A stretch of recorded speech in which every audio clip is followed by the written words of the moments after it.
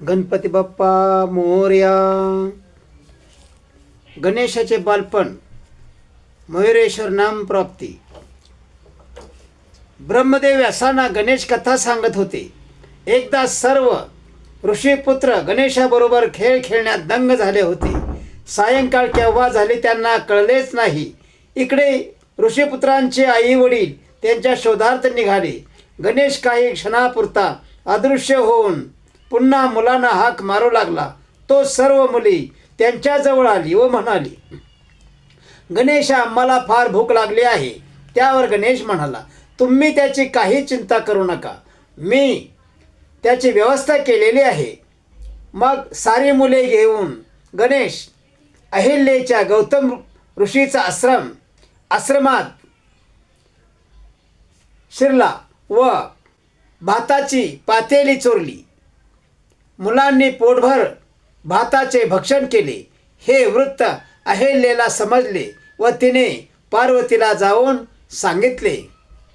गणेशाने भाताची पातेली चोरल्याचा पार्वतीला भयंकर राग आला व त्याला खांबाला बांधून शिक्षा केली.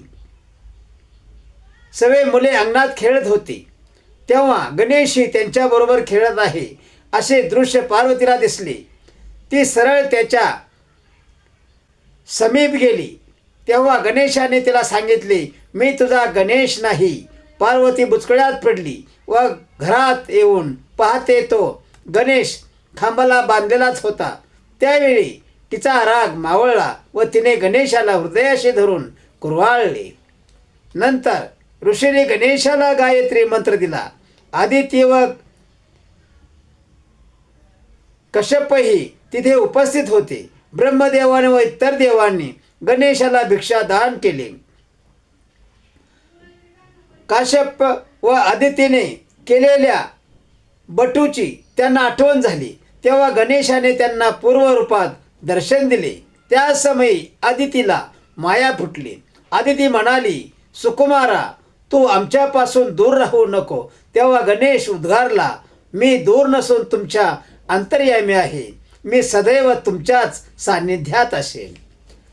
व्यासमुनीमध्येच ब्रह्मदेवास विचारू लागले, गणेशाला मयुरेश्वर नाव कसे पडले. ब्रह्मदेव व्यासांना सांगू लागले, प्राचीन युगात विनीतीने सर्पाच्या आई कद्रूचा अपमान केल्यामुळे सुडाने चवताळलेल्या कद्रूने शेष वासुकी अनंत या आपल्या पुत्रांना विनीतेचा बदला घेण्यास पाठविले. नाग व सर्पांनी विनीतेला बंदिस्त करून कद्रूसमोर आणले. त्यावेळी विनीतेने गरुडाचा धावा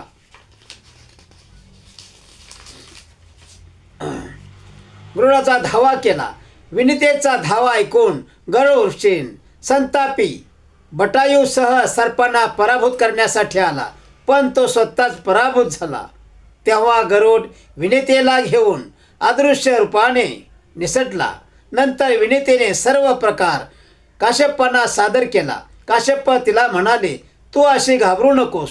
तू परत गर्भवती राहशील आणि तू जे अंडे घालशील ते अंडे साक्षात गजानन येऊन फोडील व त्या अंड्यातून एक पक्षी बाहेर येईल. त्याच्या नुसत्या गर्जनेने सारे पराभूत होतील.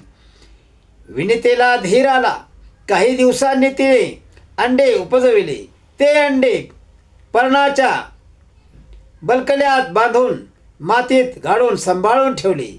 गणेशाची मुंज यथासांग पार पडली. नंतर गणेशाच्या सवंगड्याने आपण वेद पठण करूया अशी आशा व्यक्त केली आणि गणेशाचे प्रत्येकाच्या शिरी हात ठेवला.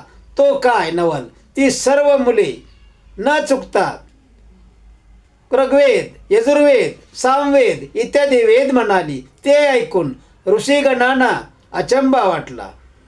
तोच एक घटना घडली. एक दैत्य अक्राळ विक्राळ पशुच्या रूपाने येऊन मुलावर चाल केली, परंतु गणेशानं त्याच्याच पाशाने जीव घेतला. ही घटना घडली तोपर्यंत विनीता अंड्याचे संगोपन करीत होती. तिचे दुर्लक्ष झालेले पाहून ते अंडे मातीतून उकरून काढली व गणेशाने फोडली.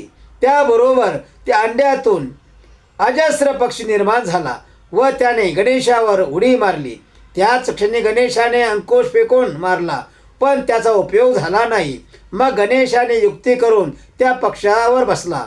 विनीताला काश्यपाने सांगितलेल्या भाकिताची आठवण झाली व गणेशाला नमस्कार करून तिने त्याची स्तुती केली. नंतर ती गणेशाला म्हणाली, हे गजानना, तू या पक्षाला अभयदान दे व याचे मयूर नाव ठेवून तुझ्या नावापुढे याच्याही नावाचा लोक उच्चार करतील असे वरदान दे. गणेशाने विनितेच्या शब्दाला होकार दिला व म्हणाला, आजपासून मी मयुरेश्वर हे नाव धारण करीन. त्यावेळपासून गणेशाला मयुरेश्वर या नावाने लोक ओळखू लागले. अशी मयुरेश्वर नावाची आख्यायिका आहे. गणेशाने 9व्या वर्षात पदार्पण केले. गणेश आश्रम नजीकच्या तलावावर क्रीडा करण्यासाठी गेला होता. त्याच तलावावर एक दैत्य अश्वरूपाने आला. तो दैत्य गणेशाला सतावू लागला. तेव्हा गणेशाने त्याच्या पाठीवर उडी घेतली. गणेशाने उडी घेतल्याबरोबर अश्वरूप दैत्याने तलावात बुडी मारली. गणेशाने चपळाईने त्याचा जीव घेतला व त्या दैत्याचा देह पाण्यावर हेलकावे खाऊ लागला. त्याच घटनेला गणेशाला नागकन्याने पाहिली. त्या त्याच्या रूपावर लुब्ध झाल्या व त्याला विनंती करून पाताळात घेऊन गेल्या. गणेश विनितेला दिलेले वचन लक्षात ठेवून पाताळात गेला. गणेशाचे सोबती त्याला शोधू लागले, परंतु तो कुठेच दिसला नाही. म्हणून हे हताश होऊन आश्रमाकडे परतत असताना वाटेतच भगासूर दैत्याने सर्वांना मिळून फस्त केले. तिकडे पाताळात गणेशाला समजते व तो वेगवेगळ्या रूपाने भगासुराच्या पोटात प्रवेश करून भगासुराचे पोट फाडले व आपल्या मित्राची मुक्तता केली. पण गणेशाने योगशक्तीने ती सर्व मुले निद्रिस्त करून ठेवली. यामुळे त्या मुलांचे मातापिता चिंतेत पडले. तेव्हा गणेशाने स्वतः अनेक बालके होऊन त्यांच्या मातापित्यांना संतुष्ट केले. मयुरेश्वर नागकन्यासह जेव्हा पाताळात पोचला तेव्हा वासुकी सिंहासनावर विराजमान झाला होता. गणेशाने त्याच्या मस्तकावर असलेले रत्न काढले व वासुकीला घेऊन तो निघाला. त्यावेळी एकच गोंधळ माजला. शेषाला गणेशाचा राग आला व गणेशावर आक्रमण करण्यास सिद्ध झाला. त्याच सुमारास मयुराने सर्प गिळण्याचे सत्र चालू केले. ते पाहून शेष भयकंपित झाला. गणेशापुढे मयुरेश्वर हार झाली. शेष त्याच्या पुढे लीन होऊन शरण आला. त्याने गणेशाची सन्मानपूर्वक पूजा केली. नंतर बंदिस्त केलेल्या जटायू संतापी शेन या विनितेच्या पुत्रांना शेषाने मुक्त केले. गणेशाने विनितेला दिलेल्या वचनाची पूर्तता करून माता पुत्रांचे मिलन घडवून आणले. त्यानंतर योगसिद्धीने निद्रिस्त ठेवलेल्या आपल्या सवंगड्यांना गणेशाने येऊन जागे केले. त्या सर्वांना घेऊन तो आपल्या आश्रमाकडे परतला. मुलांची आरडाओरडा ऐकून ऋषी आश्रमाबाहेर येऊन पाहू लागले. तेव्हा ते आश्चर्यचकित झाले. त्यांचे कारण तीच मुले ज्याच्या त्याच्या आश्रमात सुखरूप होती. हे सर्व गुणसंपन्न विघ्नहरेशा, तुझा महिमा किती थोर आहे, आम्हा मूढमतींना काय समजणार. अशा प्रकारे ऋषीने गणेशाची वाखाणणी केली.